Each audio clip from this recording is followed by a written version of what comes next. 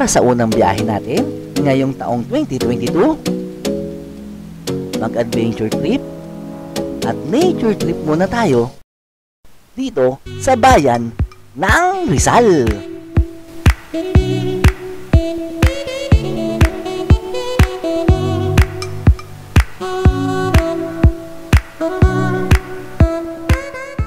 Sa mga katrip, nandito tayo sa Barangay Sampaloc, sa Tanay Rizal pa rin.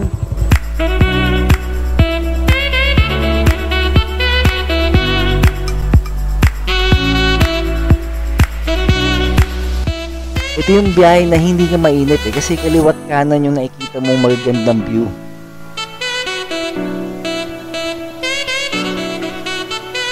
Kamusta mga trip? Welcome to Tanay Rizal! Binubuo ng 13 barangay ang Tanay Rizal. At unahin na natin ang Barangay Sampaloc. Bukod sa maayos at maluwag na alsada, mabubusog din ang iyong mga mata sa mga tanawin na makikita mo habang bumabiyahe ka dito sa Tanay Rizal.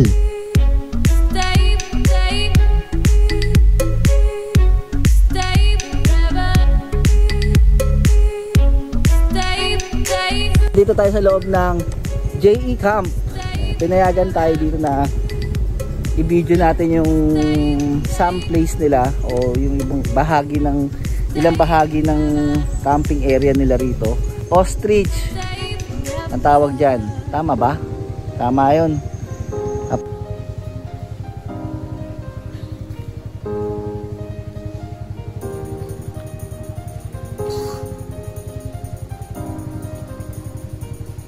Pas dito sa kabila naman meron Philippine Eagle.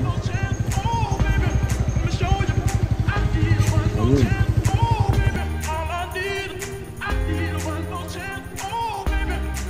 Ang sarap nung hangin, sariwa, tapos malamig-lamig. Wow! Ito meron ditong usa. Yan, bihira na tong mga gantong kusa.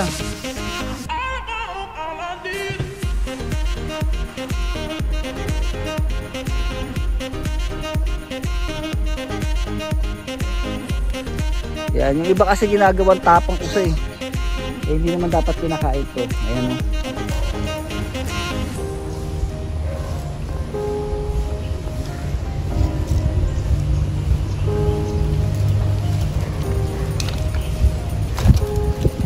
Alam niyo ba ang Philippine deer ay endemic na sa Pilipinas at matatagpuan lamang ito sa Polillo, Catanduanes, Mindoro, Samar, Mindanao at ubos ang mga lahi nito dahil sa pagbebenta ng mga karne na nagkakahalaga lang ng 150 pesos hanggang 250 pesos per kilo. Ang English niya USA. De, joke lang. Joke lang mga trip.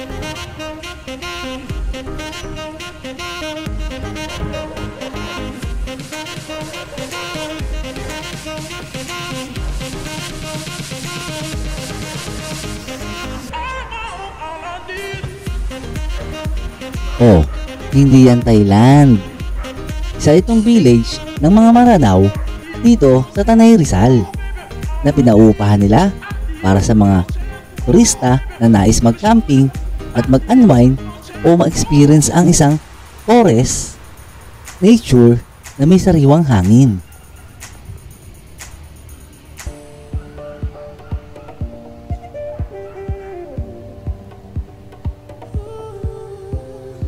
Linis at malamig. Woo! Woo! Yan. Tapos merong hanging bridge kayo makikita rito. Sa wall climbing, may wall climbing din dito. Mga gusto mag wall climbing, meron dito, mga ka-trip. Yan. So pwede kayo mag wall climbing dito. Tapos may hanging bridge para sa mga kiddie. Yan, pwede to sa mga bata oh. 'Di ba? Ayos na ayos to. Ang trip dun sa mga magka-camping dito. Ito yung pinaka-campsite nila. Dito kayo magtatayo ng tent. At least 10 person and above yung ina-allowed nila. Overnight 'yon. Kasama na doon yung paggamit ng swimming pool, paggamit ng mga CR.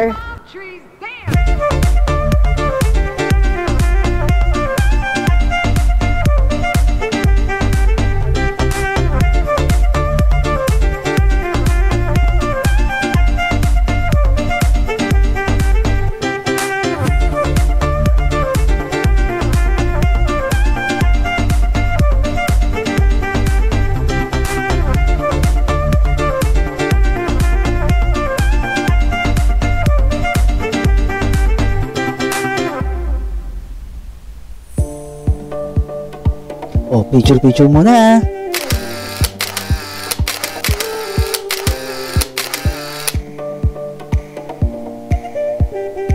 Pagkatapos natin sa JE Camp, pumunta naman tayo sa Barangay Daraitan para makita natin at masulyapan ang Daraitan River, Nipak River at ang Sierra Madre Mountain Range.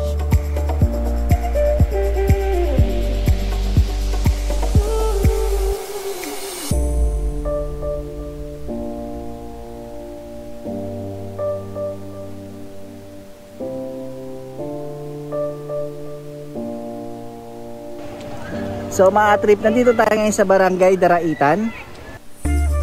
Kahit malayo ang biyahe, sulit naman pagdating mo rito dahil sa sobrang ganda ng tanawin na makikita mo at napakalinaw ng tubig ng Daraitan River. Look at those palm trees dance!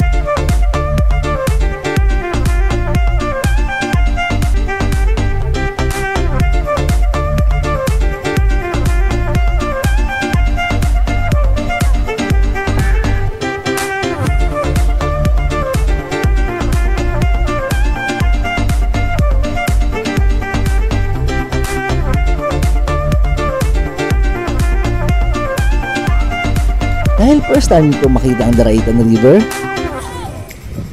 aba syempre na love at first sight tayo. Ang ganda pala ng lugar ng Daraitan.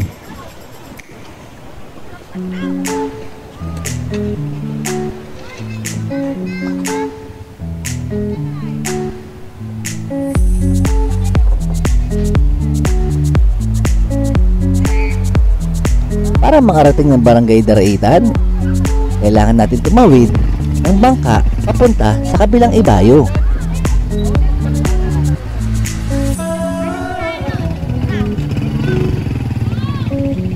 Magmula sa Daraitan River, maaari rin kayo pumunta sa Paglitaw Spring.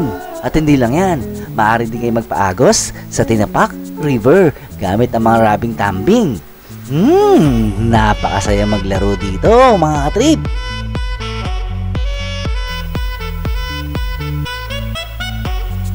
At kung napagod na kayo sa kakapasyal, hindi problema ang pagkain dito sa Tanay Rizal dahil sagana sa prutas at mga tanim na gulay ang bayan na ito.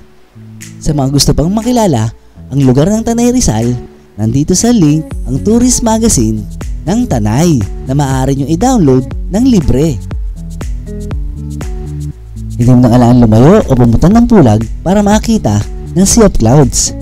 Dahil dito sa Tanay Rizal, may mga sea of clouds kang makikita, lalo na sa bandang umaga.